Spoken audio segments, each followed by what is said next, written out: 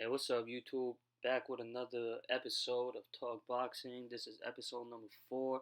And on this episode, I'm going to give y'all my take on last week's Legends League fights with Evander Holyfield, Vitor Belfort, Anderson Silva, Tito Ortiz, and David Haye and Joe Fournier. And give y'all my opinion on this whole new sensation of this new boxing scene with not only the Legends League and former pro boxers getting back in the ring, but MMA fighters, celebrities, entertainers, YouTubers, whatever y'all want to call them, getting in on the action as well. Give y'all my whole opinion on that shit. And also on this episode, I'm gonna give y'all my opinion on some major fights that were announced with current active fighters in the boxing scene. Anyways, without further ado, let's get into it. First fight I'm gonna cover is the Evander Holyfield Vitor Belfort fight. Now I don't know why this fight was sanctioned for it to take place, because Oscar De La Hoya was originally scheduled to fight Vitor Belfort, but he had caught COVID-19 and he couldn't fulfill his obligations to get in the ring and fight Vitor Belfort. So they got a last-minute replacement in a 58-year-old former cruiser and heavyweight champion, Evander Holyfield. That man aesthetically looks very impressive, looks very solid and very strong. But as y'all saw, if y'all saw the fight, he's not in fighting shape. It looks like, he don't got his legs up under him. He don't carry the same power in his punches as he used to, obviously. And it just wasn't, a good look. And this fight was originally supposed to take place in LA, but the California State Athletic Commission wasn't gonna allow this fight to go down in their state. So Triller had to move the fight to Florida, where they sanctioned this bout to go down, and it happened, and Vitor Belfort scored a first-round TKO stoppage win. And this is what I mean. Evander Holyfield looks in great shape, but he's not in fighting shape. As soon as Vitor Belfort started throwing them haymakers, he didn't have his legs up under him. Like, the punches would hit his arm, and it didn't look like devastating punches, yet Evander Holyfield was losing balance and was getting startled by those punches.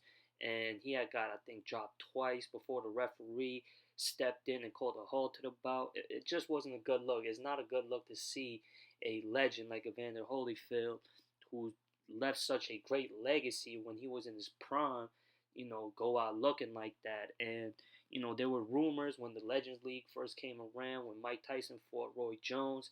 Oh, they were going to have that third fight with Mike Tyson and Evander Holyfield. Mike Tyson is still actually in fighting shape, and he could still go.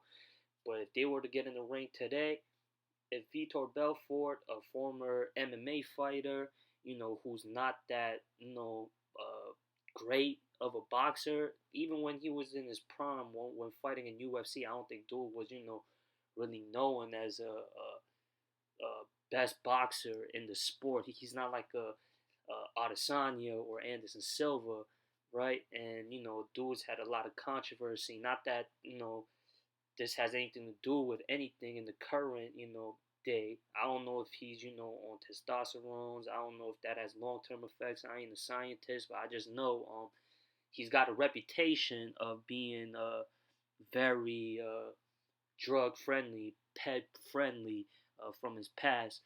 Not saying he tested positive or all that. He was on all these drugs for the Evander Holyfield fight. Not taking any credit away from his win either. He got in there and secured a win. Congratulations to Vitor Belfort. And this should be a learning lesson for the legend Evander Holyfield as well, because it's like, stay hitting the gym, stay in shape. He looks great, but his fighting days are over, and I think that should be a lesson learned. And Vitor Belfort, as far as he goes, I don't know if he's trying to continue fighting in the Legends League or fight other MMA fighters in a boxing match. I don't know what's next one. You got him calling out Canelo Alvarez. I think that's kind of big headed, and out of his world actually. If you want to rematch Anderson Silva, because remember they fought when they were in their primes in the UFC. But if you want to avenge that loss and have a boxing match against Anderson Silva, who fought on the same card as him, that wouldn't be a bad idea. But calling out Canelo, this is a trend right now. It's the same within the boxing community. Anybody who's calling out Canelo, including current championship level fighters in his weight class, it's the same. Oh, you want payday? Everybody wants that big payday, that Canelo money. So I don't blame Vitor Belfort for calling out the top dog in the sport. But yeah, Evander Holyfield, man. Like I said, it's not a good look. Best wishes to both of them. And the next fight I'm going to talk about is the Anderson Silva Tito Ortiz fight. Two former UFC champions got in a boxing ring. It was probably one of the best knockouts of 2021. Anderson Silva just laid him out flat, knocked him out with I think a counter left hook. Had Tito Ortiz falling on his face, and that was a first round knockout win for Anderson Silva. And Anderson Silva is 2-0. He actually beat a former world champion in boxing, Julio Cesar Chavez Jr.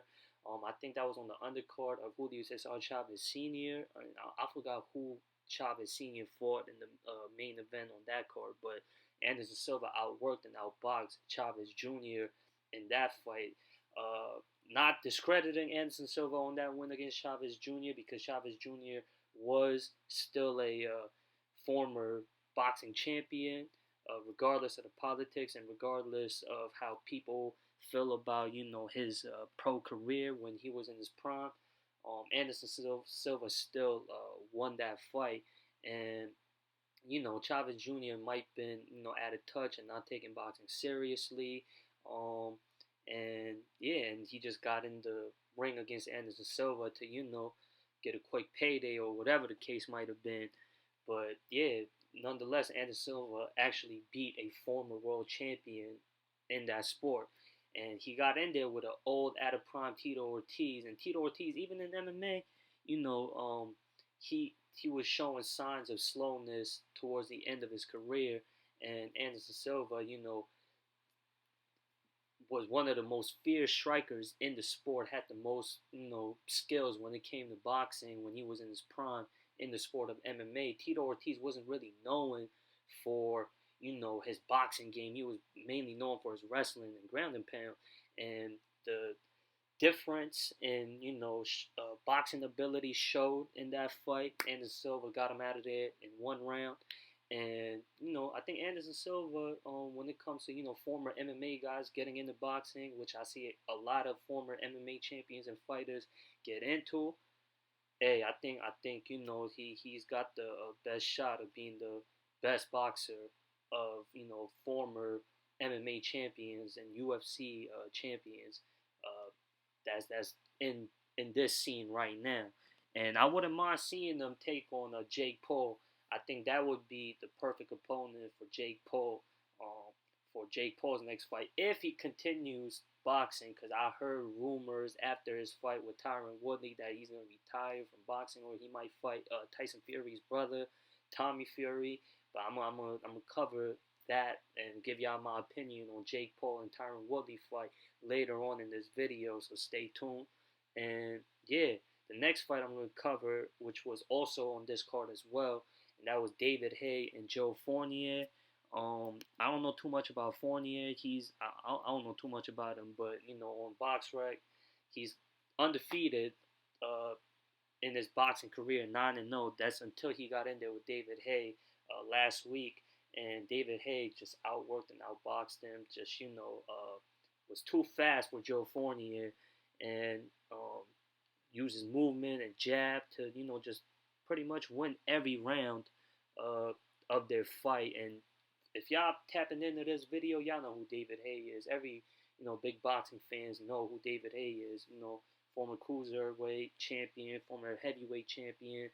This guy was in the mix when the heavyweight division was at its boringest during the Klitschko era. I don't think he was the major heavyweight champion, but he was like the runner-up after the Klitschko's during that era, and he actually fought Vladimir Klitschko in one of the most boring fights in heavyweight fight history. But nonetheless, David Haye's got an impressive resume, and they used to be sparring partners. They trained together, but they got in the ring for this event, and David Haye just showed the difference between a former elite level fighter and someone who's a good fighter. And yeah, that's pretty much it. And David Haye was calling out Tyson Fury in the post-fight press conferences and interviews. That's crazy talk. I don't see how he's doing that. I don't know if he's trying to market himself or feeling confident enough to try and come back to boxing professionally, which I don't think he should, because I think he's good at what he's doing right now, and that's playing the journalist role and covering the sport, giving the fans his insight and expertise, and I think that's perfect for him right now. And if he wants to continue fighting exhibition wise, then I say go right ahead, because that wouldn't be a bad look. But that's like Vitor Belfort calling out Canelo Alvarez, him calling out Tyson Fury after an exhibition bout. Nah, that's not a good look. And David Haye, mind you, in his last two fights, before he retired, he had got stopped by Tony Bellew twice. And to get in there with Tyson Fury, a much bigger man than Tony Bellew, who's still in his prime, who's still the lineal heavyweight champion currently. I don't know. I don't know if it's a payday. I don't think David Haye's really hurting for money, but who doesn't want a big payday? Who doesn't want that, mainstream attention of, being in the mix to fight the lineal heavyweight champion? I get it, but I think, he's good at where he's at. And my whole opinion on this Legends League, right, as far as this whole thing that was started by Triller with the Mike Tyson Roy Jones Jr. fight, like, it's like, for nostalgic reasons, right? And it came around the perfect time during, the height of the pandemic. Most people, is staying at home, not going out as much. It provided, entertainment for the fans, especially the old school boxing fans, who watch Mike Tyson and Roy Jones Jr. and Evander Holyfield in their prime. Like, hey, these legends are getting back in the ring. It was perfect for the height of the pandemic. Now that everything is getting back to normal and regular, I don't think it's really necessary. It does bring attention to the sport, but it's like when the Paul brothers get in the ring and fight, or other entertainers and celebrities get in the boxing ring to fight. They sometimes get more attention than the fighters that are in their primes currently, right? And I thought, like I said, it was perfect fit when the pandemic first hit. But as far as it continuing after seeing the likes of Evander Holyfield and old guys like Tito, Ortiz getting hurt like that, and as far as guys like Vitor Belfort and David Haye calling out top dogs in the sport currently, it doesn't match. You get what I'm saying? It doesn't match with the current scene of championship boxing, is all I'm saying. Moving along though, I'm gonna cover celebrity boxing and also former UFC champion getting in the boxing ring as well to compete. I'm gonna give y'all my take, my analysis on the Jake Paul Tyron Woodley fight. This fight was like 2-3 weeks ago. And yeah, this is the first fight Jake Paul went the whole 8 rounds the distance with. Every other fighter he got out of there in like 1 round. And yeah, Tyron Woodley's the only one who hung in there from the beginning to the end. And yeah, Jake Paul, the right man, won the fight. I had that fight score 5-3. I thought Tyron Woodley, towards the ending of his MMA career, he seemed very hesitant and punch shot. He seemed shy with his hands, and he's got a bomb of a right hand. That's That's the punch along with the left hook caught Jake Paul first in the 4th round that startled Jake Paul, and the right hand connected as well that pushed Jake Paul all the way to the ropes and had him looking like he was almost out on his feet. But that's the only time. And then the 8th round, the final round, is when Tyron Woodley started turning up the heat. In that fight, that's the only time. The 8th round and the 4th round and the 5th round, he was a little more active, and those are the only 3 rounds that I gave Tyron Woodley in that fight. That's the only time where he didn't look gunshot and he was actually letting his hands go. Other than that, Jake Paul was outworking him, landing the more better punches in that fight. And yeah, the right man won the fight. And as far as Jake Paul's next opponent goes, like I said, I don't already threw out the best available opponent for him in the future, and that's Anderson Silva, and that's going to be a tough fight. I see Anderson Silva. Tyron Woodley's more of a wrestler, ground and pound type dude who carries power in his hands, but like I said, in the later parts of his career, what I'm saying, he lost that, that eagerness of willing to exchange during his fights. And he's got that one punch, and that's that overhand right, and that was his signature punch of knocking guys out while standing up. But he's a elite wrestler, you know what I'm saying, and he's known for his groundwork. But Anderson Silva, he's known for his elite striking, and he's actually beat a former champion boxer. With that being said, I think Anderson Silva would be the huge favorite in that fight. And Jake Paul in his post-fight press conference, he was talking about retiring.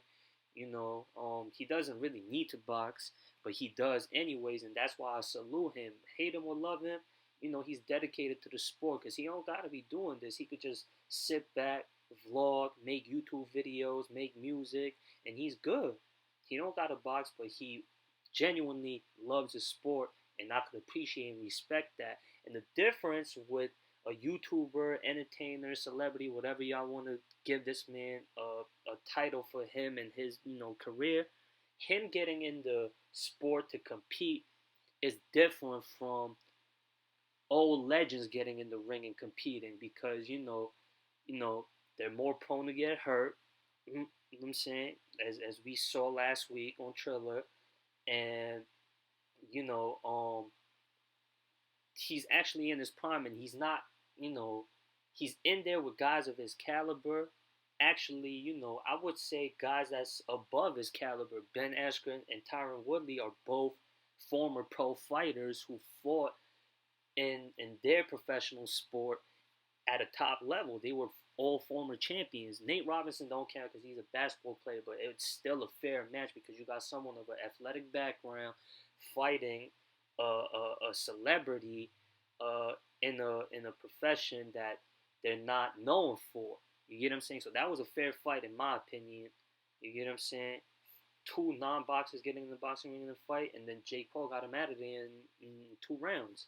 And now he's fighting MMA fighters, and he's won both fights. Knocked out Ben Askren, questionable stoppage, but he also beat Tyron Woodley. And on my scorecards, and from what I've seen through most people's scorecards, he won that fight as well. And he's rumored to fight Tommy Fury, Tyson Fury's younger brother, in his next fight, whenever that is. I ain't really looking forward to that fight. I would like to see him against, Vitor Belfort or Anderson Silva. I think that would be a good fight. Keep fighting real fighters. Not saying Tommy Fury's not a real fighter, but keep fighting these MMA guys. And I don't think if Jake Paul loses to Anderson Silva, it's gonna take away from his drawing power, because he's still a household name. A lot of the kids like him, know him. If they don't like him, everyone of this new younger generation knows of him because of of his YouTube clout. With that being said, he's always going to be a draw, regardless of win, lose, or draw, and it brings a lot of attention to the sport, especially with the young life. The people of today's generation is gonna pay more attention to the sport of boxing when you have a young celebrity like Jake Paul getting into the sport. The former champions of MMA and boxing, competing in this Legends League, is gonna draw more to the older crowds. When with the older crowd, they're more fond and familiar of names like Anderson Silva and Vitor Belfort, Evander Holyfield, Mike Tyson, Roy Jones. These names are more fan friendly towards an older crowd, and that's why I think Paul brothers and other YouTubers getting into the sport is more healthier for the sport than the legends competing. Anyways, moving along, I'm gonna give y'all my opinion on the fights that were announced in the current boxing scene with the current active fighters in their primes. Mikey Garcia is returning to action on October the 16th on the undercards of Elwin Soto and Jonathan Gonzalez. That's junior flyweight, WBO junior flyweight title bout. Looking forward to it. It's going down at Fresno, California, and also another WBA junior flyweight title fight is happening on that same card with Esteban Bermudez and Jesse Rodriguez. So we got two world title fights in the light flyweight division. And then you have Mikey Garcia returning to action. He's fighting in his natural weight class of 140 super lightweight. Mikey Garcia is going to get in there with Sandor Martin. 38-2 is his record. I'm looking forward to see if Mikey Garcia has any ring rust. See how he's gonna bounce back from that loss, his only loss in his last fight against Errol Spence, and then the Zone doubles back with another fight. It's actually a big 3-fight announcement Eddie Hearns and the Zone made on that same month of October. On the 30th, we have Dillian White taking on Wallin, the Swedish heavyweight contender. He's still a top-level heavyweight fighter. He only has one loss, and that's against the undefeated lineal heavyweight champion Tyson Fury. And I would say for Tyson Fury's run, listen, Wallin gave him a hell of a fight, and Wallin, like I said, underrated, slept on. But you can't be sleeping on him. That's going to be a good fight because Dillian White is in the mix amongst the top dogs in the heavyweight division. He's been calling out guys like, Dillian White has been calling out guys like Deontay Wilder, and he wants that rematch with fellow Britishman Anthony Joshua. He wants that fight with Tyson Fury. He's been talking a lot of shit, and that's what he's known for, and that's why he's one of the fan favorites in the sport right now, and Wallin's a perfect test for him. And regardless of Dillian White having 2 knockout losses on his record, he's one of the biggest draws in the UK boxing scene, and like I said, it should be a tough challenge come October the 30th for White against Wallin. So definitely be on the lookout for that fight.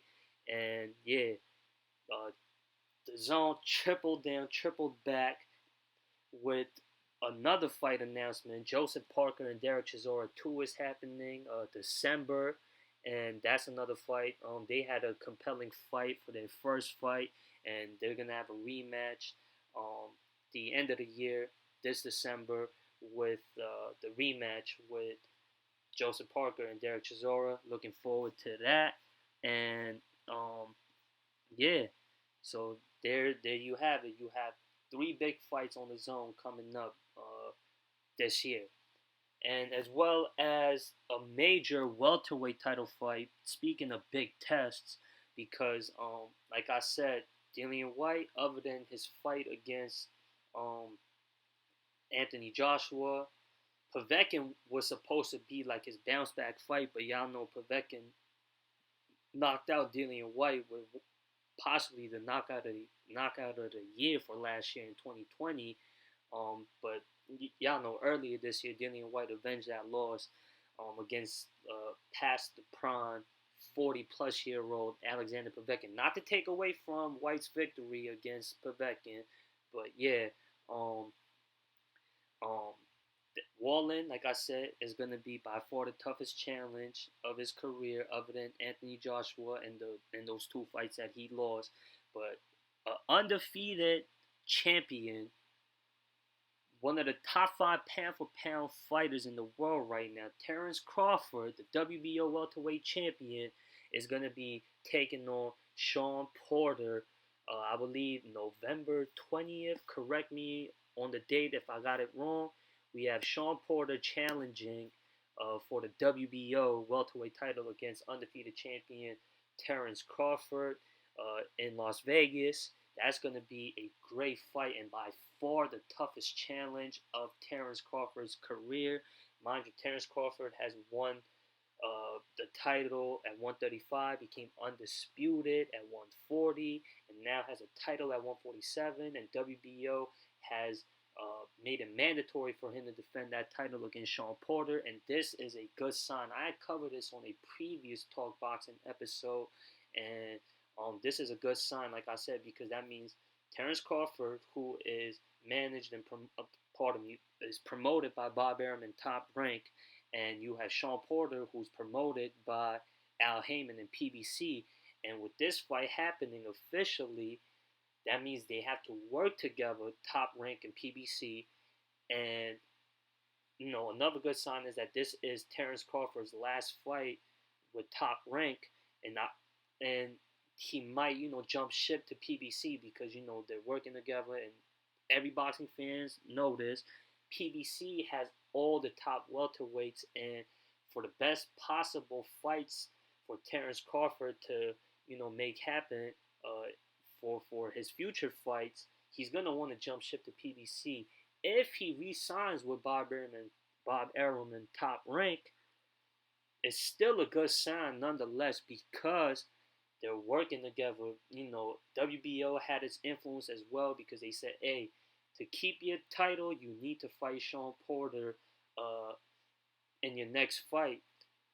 WBO had its influence, but nonetheless, they're still working together for a major fight. So, like I said, if he re-signs with Top Rank, that means it's still doable for the mega super fight to happen with the top 2 welterweights of the sport, Errol Spence and Terrence Crawford, to meet in the ring and to see who's the best welterweight and who will become undisputed at 147. Anyways, y'all let me know y'all opinions on the topics that I covered for episode 4 of Talk Boxing. Let me know if y'all have video responses or videos on the same topics. I'll tap in and check it out. Leave a comment if y'all like. Subscribe if y'all want. Share if y'all want. Y'all stay safe. Be healthy. God bless. And peace.